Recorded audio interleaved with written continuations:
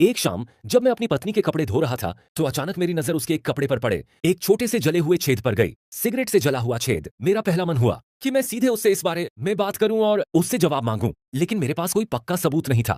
इसके बजाय मैंने एक चूहे बिल्ली का खेल खेलने का फैसला किया। मैं यह दिखावा करूंगा कि मुझे किसी बिजनेस ट्रिप पर शहर से बाहर जाना है। उसने इतनी तेजी और फुर्ती से काम किया कि यह साफ जाहिर था कि वह मुझे जितनी जल्दी हो सके घर से बाहर निकालने के लिए बेताब थी। जब मैं जा रहा था तो मेरी पत्नी ने मुझे यह भी याद दिलाया, तुम चाहे कितने भी व्यस्त क्यों न हो जाओ, समय पर खाना जरूर खाना। ये शब्द सुनकर मेरे दिल में थोड़ी सी ममता जाग उठी। मैं अपने ही शक पर सवाल उठाने लगा। मैं उस पत्नी पर कैसे शक कर सकता हूँ जो मेरी भलाई के लिए इतनी समर्पित लगती थी। लेकिन जिस पल मैंने दरवाजे के बाहर कदम रखा, मेरी पत्नी एक पल भी इंतजार न कर सकी और उसने तुरंत फोन उठा लिया। मेरा वह निकम्मा पति फिर से किसी बिजनेस ट्रिप पर चला गया है, उसने कहा। अभी उसके होठों से ये शब्द निकले ही थे कि दूसरी तरफ से एक आदमी की आवाज आई, मैं कल तुमसे मिलने आऊंगा। नहीं, आज रात ही आओ, मैं और इंतजार नहीं कर सकती। अभी इसी वक्त आओ, कल तक इंतजार मत करो। मैं वहीं के वहीं गुस्से से पागल हो गया। एक तरफ मैं हूँ जो दिन रात सड़कों पर मारा मारा फिरता हूँ, रोटी रोजी कमाने के लिए जी तोड़ मेहनत करता हूँ, घर पैसे लाने के लिए खून पसीना एक कर देता हूँ, और तुम्हारी इतनी हिम्मत की तुम मुझे इस तरह धोखा दो।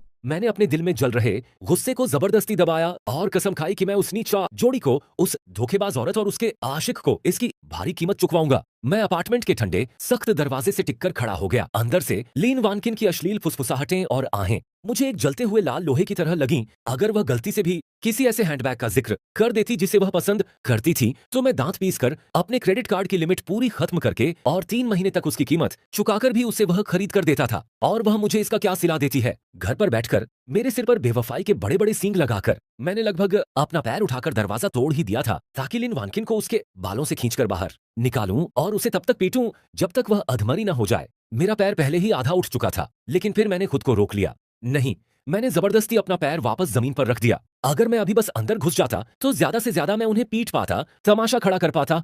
मैं लिन वानकिन और उसके आशिक दोनों को पूरी तरह बर्बाद कर दूंगा और उनके पास अंत में कुछ भी नहीं बचेगा। मैंने एक गहरी सांस ली और अपने सीने में उमड़ रहे गुस्से को जबरदस्ती दबा दिया। हल्के कदमों से चलते हुए, इस बात का ध्यान रखते हुए कि कोई आवाज न हो, मैं सीढ़ियां उतर गया। इस बात का भी ख्याल रखा कि मोशन सेंसर वाली लाइटें भी न जले। मैं ज्यादा दूर नहीं गया। अपनी अपार्टमेंट बिल्डिंग के दरवाजे पर पहुंचते ही मैंने तुरंत सड़क पार की और सामने वाली 24 घंटे खुली रहने वाली दुकान में घुस गया। मैंने खिड़की के पास एक स्टूल खींचा और बैठ गया। खुद को इस तरह जमाया कि मैं बिल्डिंग के आने जाने के दरवाजों पर सीधी नजर रख सकूं। दुकान का मालिक एक गंजा हट्टा कट्टा आदमी था। वह उस समय इंस्टेंट नूडल्स के एक कटोरे पर झुका हुआ था। सड़क के उस पार मेरी गुस्से भरी नजर को भांपकर वह मेरी तरफ झुका और पूछा, अरे भाई, क्या चल रहा है? कोई चोर पकड़ रहे हो? मैंने अभी अभी ली हुई ठंडी ठंडी कोला की बोतल का ढक्कन खोला और एक बड़ा घूंट भरा। वह इतनी ठंडी थी कि मेरे पीछे के दांत सुन्न हो गए। मैंने जबरदस्ती एक फीकी मुस्कान चेहरे पर लाई। नहीं, मैं ठीक हूँ भाई, बस किसी का इंतजार कर रहा हूँ। और इस तरह मैं उस कन्वीनियंस स्टोर में बैठा रहा, एक के बाद एक कोला की बोतलें पीता रहा।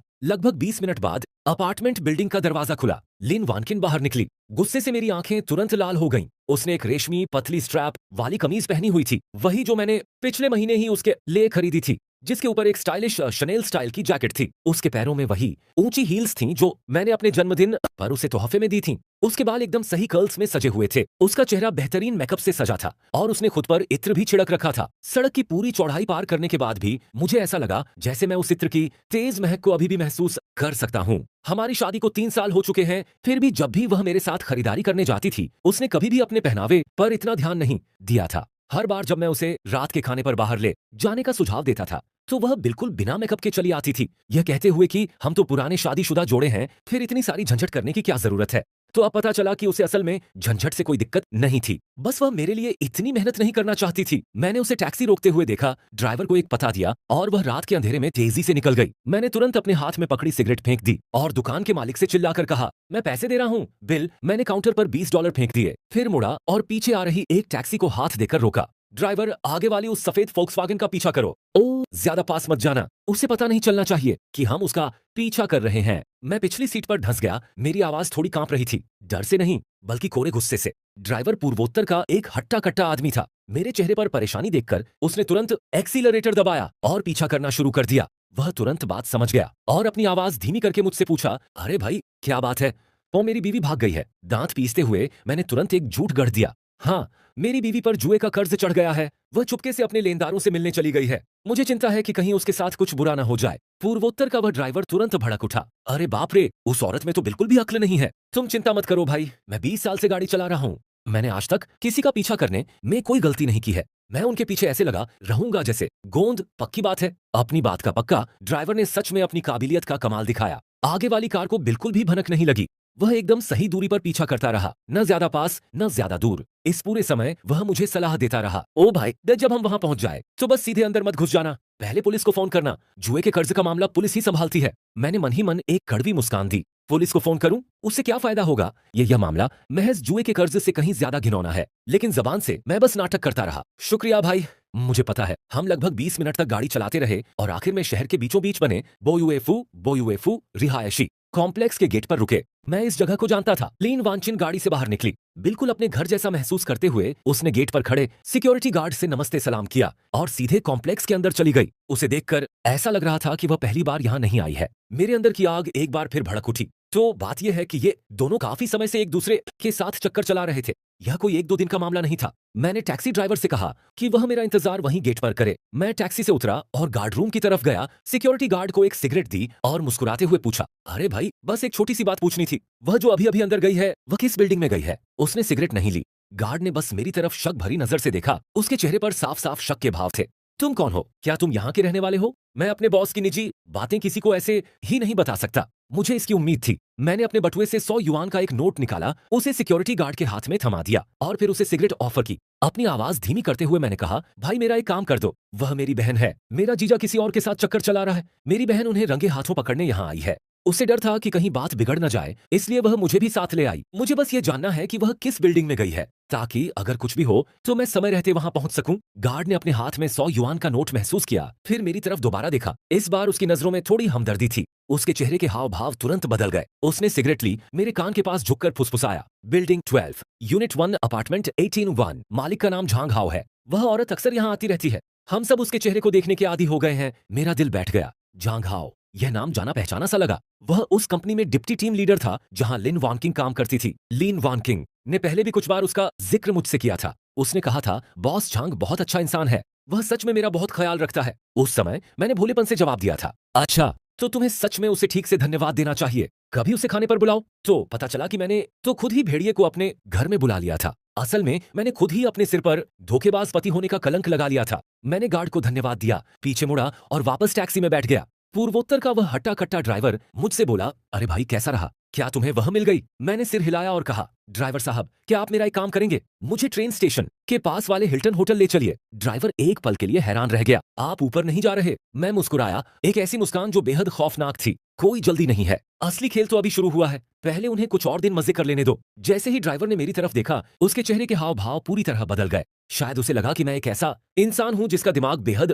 गहरा और शातिर है, और मुझे तेजी से होटल पहुंचा दिया। मैंने एक कमरा लिया, अपना सूटकेस जमीन पर फेंक दिया और बिस्तर पर ढसा गया। मेरा दिमाग उन शब्दों से चकरा रहा था जो मैंने अभी अभी सुने थे और उन तस्वीरों से जो मेरे जहन में उभर रही थीं। मैं गुस्से से कांप रहा था। लीन वानकिंग और मैं कॉलेज से ग्रेजुएशन करने के दिन से ही साथ थे। हमने 3 साल तक एक दूसरे को डेट किया और हमारी शादी को भी 3 साल हो चुके थे। कुल मिलाकर 6 साल। मेरा परिवार अमीर नहीं था। मैं एक गांव के बैकग्राउंड से आया था। न कोई जान पहचान, न परिवार का कोई सहारा। मैंने एकदम जमीन से शुरुआत की थी। मेरे पास आज जो कुछ भी है वह सब मैंने अपनी मेहनत से बनाया है। जब मैंने पहली बार ग्रेजुएशन किया था तब हम दोनों एक छोटे से किराए के अपार्टमेंट में गुजारा करते थे। गर्मियों में हमारे पास एसी भी नहीं था। इतनी गर्मी होती थी कि मैं सो भी नहीं पाता था, इसलिए मैं पूरी रात उसे हाथ से पंखा झलता रहता था। उस समय वह मुझसे कहती थी, चेन फेंक, मुझे तुम्हारे पैसों से कोई मतलब नहीं है। मुझे बस इतना चाहिए कि तुम मेरा ख्याल रखो। अगर हम दोनों मिलकर मेहनत करेंगे तो एक दिन हमारे पास वह सब कुछ होगा जो हम चाहते हैं। मुझे उसकी बात पर पूरा भरोसा था। मैंने पैसे कमाने के लिए दिन रात एक कर दिया। मैंने एक मामूली सेल्स रिप्रेजेंटेटिव से शुरुआत की और तरक्की करते करते रीजनल मैनेजर बन गया। मेरी सैलरी 3,000 से बढ़कर 30,000 रुपए महीना हो गई। कभी कभी कमीशन मिलाकर मैं 1 लाख रुपए से भी ज्यादा कमा लेता था। मैं अपनी पूरी सैलरी उसे दे देता था। अपने सिगरेट के लिए बस 500 रुपए अपने पास रखता था। उसे जो कुछ भी चाहिए होता था मैं बिना कुछ सोचे समझे उसे दिला देता था। मुझे लगता था कि मेरे साथ रहकर उसने बहुत मुश्किलें झेली हैं, इसलिए मेरा फर्ज बनता है कि मैं उसे सबसे अच्छी चीजें दूं। और नतीजा क्या निकला? नतीजा यह निकला कि उसने मेरे कमाए हुए पैसे ले लिए और चाहती थी कि मुझे काम के सिलसिले में बाहर भेजा जाए। मैंने गुस्से में होटल के बिस्तर पर जोर से मुक्का मारा। मैं जितना ज्यादा इस बारे में सोचता उतना ही ज्यादा गुस्सा आता। मैं तब तक बिस्तर पर मुक्के मारता रहा जब तक मेरे हाथ में दर्द नहीं होने लगा। नहीं, मैं इस बात को ऐसे ही नजरअंदाज नहीं कर सकता था। मैंने अपना फोन निकाला और अपने 2 सबसे करीबी जान देने वाले दोस्तों को फोन किया। एक का नाम ओल्ड के था। वह कॉलेज में मेरा क्लासमेट था जो अब एक इंटरनेट कंपनी में डेटा सिक्योरिटी का काम करता है। उसकी टेक्निकल स्किल्स जबरदस्त हैं। वह ज्यादातर अपनी दुनिया में ही खोया रहता है और कम बोलता है, लेकिन जब भी किसी चीज की जानकारी निकालनी हो तो वह उसे ढूंढ ही लेता है, कभी फेल नहीं होता। दूसरा लड़का फैटी था। हम एक ही गांव में पले बढ़े थे। अब वह शहर में एक ऑटो रिपेयर की दुकान चलाता है और वह हर तरह के लोगों को जानता है। उसका नेटवर्क बहुत बड़ा है। वह चालाक तरकीबों से भी भरा हुआ है। जैसे ही उन्होंने मेरी आवाज का अंदाज सुना, उन्होंने तुरंत मुझसे पूछा कि क्या बात है। मैंने कुछ भी नहीं छिपाया। मैंने उन्हें पूरी कहानी बता दी, शुरू से आखिर तक। मेरी बात खत्म होने के बाद दूसरी तरफ काफी देर तक चुप्पी छाई रही। फिर फैटी गुस्से से फट पड़ा। लानत है क्रेजी, वह कुतिया तो एकदम घटिया इंसान है। और वह जांग हाओ, मैं अभी अपनी टीम को लेकर वहां जा रहा हूं और उन दोनों की टांगें तोड़ दूंगा। ओल्ड के भी बीच में बोला, क्रेजी शांत हो जाओ। तुम इस मामले को कैसे सुलझाना चाहते हो? तुम जो भी फैसला करोगे हम तुम्हारे साथ हैं। मैंने गहरी सांस ली और कहा, उन्हें मेरे मेडिकल बिलों का भुगतान तो करना ही होगा। सिर्फ उनकी टांगें तोड़ना तो उन्हें बहुत आसानी से छोड़ देना होगा। ये टांग अगर बात बिगड़ गई तो हो सकता है कि मुझे जेल भी जाना पड़ जाए। मैं उनकी इज्जत मिट्टी में मिला दूंगा। उनके पास कुछ भी नहीं बचने दूंगा। फैटी तुरंत बोला, ठीक है। ओ पागल, तुम हमें बताओ कि तुम ये कैसे करना चाहते हो। हम तुम्हारे इशारों पर चलेंगे। ओल्ड के भी बीच में बोला, हाँ योजना बताओ, उसे अंजाम मैं दूंगा। मैंने उन दोनों के साथ फोन पर पूरे 2 घंटे बिताए और अपनी योजना उन्हें एक एक बारीकी के साथ समझाई। सब कुछ सुनने के बाद उन दोनों ने कहा कि मैं सचमुच एक बहुत ही शातिर कमीना हूं, लेकिन उन्हें यह सुनकर बहुत ही तसल्ली मिली। उन्होंने तुरंत मदद करने के लिए हामी भर दी। मैंने फोन काट दिया। मेरे अंदर जो गुस्सा सुलग रहा था वह काफी हद तक शांत हो चुका था। मैं शांत हो गया था। नखरे दिखाना यही मेरी रणनीति थी। क्या लिन वानकिन तो यही दुआ नहीं कर रही थी कि मैं किसी बिजनेस ट्रिप पर चला जाऊं? ठीक है, तो मैं उसके लायक बिजनेस ट्रिप का एकदम सही नाटक करूंगा। मैंने अपना फोन निकाला और लिन वानकिन को एक वीचैट मैसेज भेजा। मैंने दूसरे शहर के एक हिल्टन होटल का स्क्रीनशॉट लिया जो मुझे ऑनलाइन मिला था और अपनी लोकेशन बदलकर पड़ोसी प्रांत की राजधानी दिखा दी। फिर मैंने एक मैसेज भेजा, हनी मैं होटल पहुंच गया हूं, अभी अभी सामान रखा है, तुम जल्दी सो जाना, ज्यादा देर तक जागना मत। लिन वानकिन का जवाब तुरंत आ गया। 2 सेकंड से ज्यादा का समय नहीं लगा होगा। ओन स्कर वालों को सच में उसे एक अवार्ड देना चाहिए। अपनी घिन को दबाते हुए मैंने जवाब दिया, ठीक है हनी,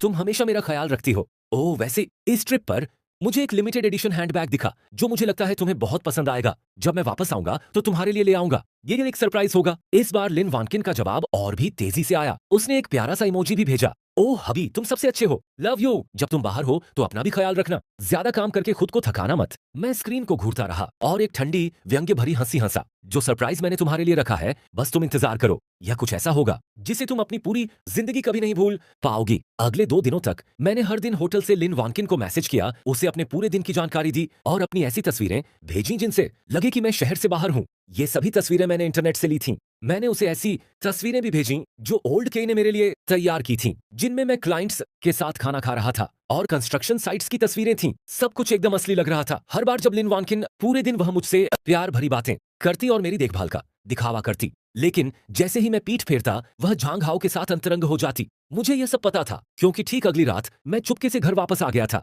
मेरे पास घर की एक अतिरिक्त चाबी थी जिसे मैंने हॉलवे में लगे फायर हाउस कैबिनेट के अंदर छिपा कर रखा था। इस बात का फायदा उठाते हुए कि लिन वानकिन जो मेरे लौटने से अनजान थी, झांग हाओ के साथ डेट पर गई हुई थी, मैंने उस अतिरिक्त चाबी का इस्तेमाल करके दरवाजा खोला और अंदर चला गया। रात के 10 बजे से थोड़ा ज्यादा समय हो चुका था। घर बिल्कुल वैसा ही दिख रहा था जैसा मैंने छोड़ते समय देखा था। हालांकि लिविंग रूम में रखी कॉफी टेबल पर 2 वाइन के गिलास और एक एशर ट्रे रखी थी। एशर ट्रे सिगरेट के टुकड़ों से भरी हुई थी, खास तौर पर प्रीमियम झोंक हुआ ब्रांड की सिगरेटों से, जो उस ब्रांड से बिल्कुल अलग थीं जिसे मैं पीता था। उस एशट्रे को घूरते हुए मैं इतना ज्यादा गुस्से में था कि गुस्से के मारे मेरे दांत आपस में कटकटाने लगे।